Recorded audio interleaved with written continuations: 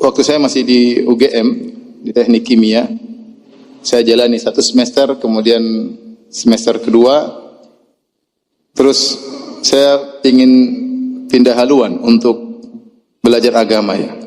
Akhirnya saya tidak lulus dari UGM, tapi saya lolos dari UGM ya. Ketika saya mau lolos, saya minta pendapat dari banyak orang. Semua orang melarang, kamu jangan keluar, kamu jangan keluar. Kamu berhasil nanti kalau di UGM, sabar, kamu akan jadi sukses, jadi gini, macam-macam. Semua tidak ada yang mendukung kecuali ibu saya.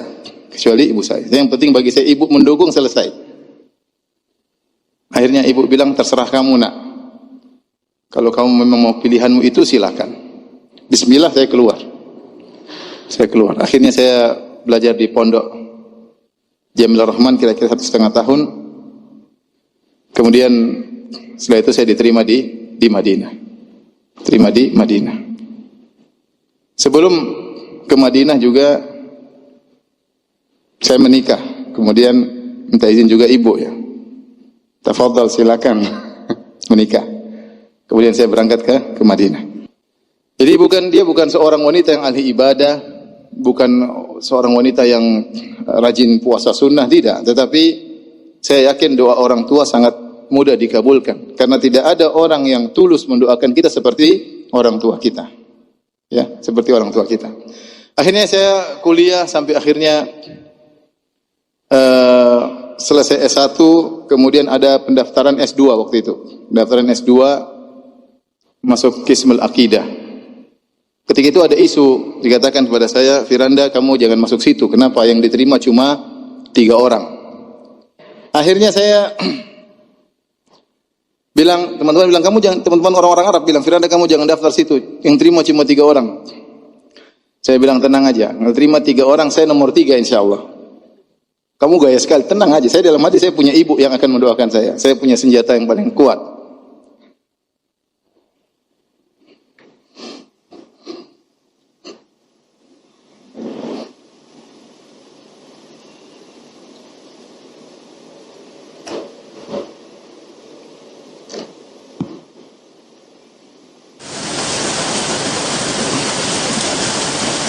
Ada lagi bilang, Firanda, alhamdulillah sekarang dengar-dengar isunya diterima 5 orang. Saya bilang, tenang, saya nomor 5, jangan khawatir. Jadi mereka, teman-teman saya tambah jengkel, kamu sombong banget, tenang aja, saya nomor 5.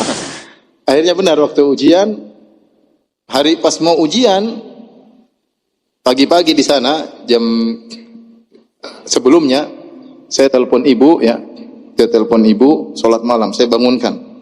Sini di Madinah masih mungkin jam 12 malam, saya telepon, sekarang bu, mama bangun, sholat. Saya telepon istri saya juga, bangun, sholat, karena besok ujian. Ini ikut ujian, alhamdulillah ketika pengumuman qadarullah itu saya nomor 1. Saya nomor 1. Setelah itu kita terima 18 orang. Dari 18 orang ini atau 20 orang saya lupa, harus tes lagi Quran. Yang terima rata-rata IP-nya 5. Ketika di Madinah IP-nya 5. Saya IP cuma, saya lupa 4,8 kalau nggak salah. Teman-teman saya banyak IP-nya 5 ketika itu. Kalau nggak salah berapa hari kemudian ujian Quran. Ujian berikutnya, wah ujiannya susah. Rata-rata teman-teman menyetor 30 juz. Saya cuma ngambil kadar minimal 5 juz. Saya nggak punya banyak hafalan. Kamu Firanda berapa 5 juz? Oke. Kita hadir, yang menguji pakai e-call, kemudian tegang, satu orang ditanya, mengerikan, saya lihat dari luar, mengerikan nih, gimana saya bisa jawab atau tidak? Jadi kondisinya menegangkan. Akhirnya saya telepon ibu lagi, saya punya senjata. Mak, sekarang mak berdoa. Sekarang. Anda lagi, saya bilang nama saya Anda lagi ujian. Kenapa Anda? Sekarang lagi doa. Mama sekarang berdoa ya, sekarang mak. Terus saya matikan, mama saya berdoa, mungkin sekitar 5 menit, ada syekh lewat. Firanda, kamu ngapain sini? Ujian Quran. Mana? Sudah, kamu sama saya aja sini. Akhirnya cuma surat Al-Baqarah ya. Akhirnya saya diterima. Ini maksud saya, doa orang tua itu sangat penting. Kemudian ketika saya selesai S2, ada pendaftaran S3.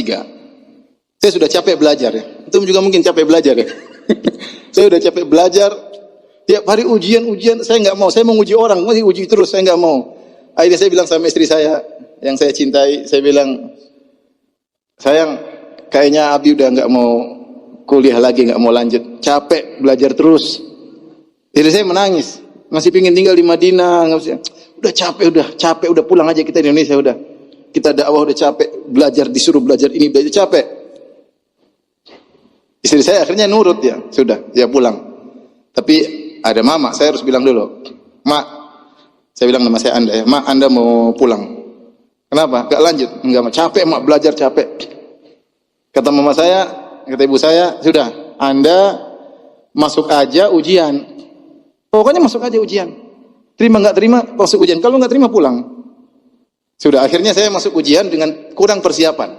Karena memang saya niatnya mau pulang. Karena melaksanakan nasihat orang tua, akhirnya saya masuk ujian. Waktu itu ujian sekitar ada 80 orang atau 100 orang, saya lupa. Dari berbagai kota di Arab Saudi. Mereka datang ke Universitas Madinah untuk masuk ke S3. Kali diterima 10 orang. Diterima 10 orang. Saya masuk itu ujian 3 jam. Kalau saya lupa, coba tanya Ustaz Abdul Roy. Saya lupa. Waktu itu saya ujian bareng Ustaz Abdul Roy. Masuk S2 ke S3.